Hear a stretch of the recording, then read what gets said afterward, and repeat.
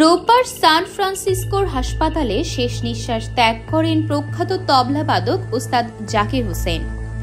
৭৩ বছর বয়সী জাকির দীর্ঘদিন ধরেই ফুসফুসের বিরল রোগে ভুগছিলেন। চিকিৎসা বিজ্ঞানের পরিভাষায় যাকে বলা হয় ইডিওপ্যাথিক পালমোনারি ফাইব্রোসিস।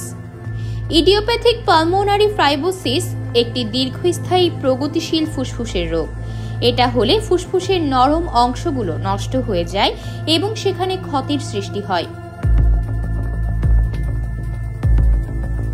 করোনার পরে অনেকেই এই রোগে আক্রান্ত হয়েছেন। শিশু থেকে প্রাপ্তবয়স্ক, ধূমপায়ী, এমনকি আগে ধূমপানের অভ্যাস থাকলে তারাও পালমোনারি ফাইব্রোসিসে আক্রান্ত হতে পারেন। কিন্তু কেন হয় এই বিরল রোগ, চলুন জেনে নেওয়া যাক। চিকিৎসক আরাত্রিকা বলেন, আইপিএফ কেন হয় তা এখন পর্যন্ত কেউই নির্দিষ্ট করে বলতে পারেনি।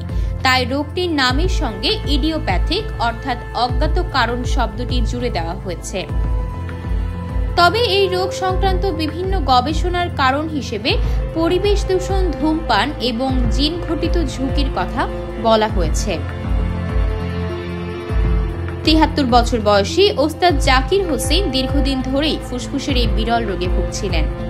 চিকিৎসকরা বলছেন ৫০ পেরোনো ধূমপায়ী পুরুষের এই রোগে আক্রান্ত হওয়ার আশঙ্কা সবথেকে বেশি।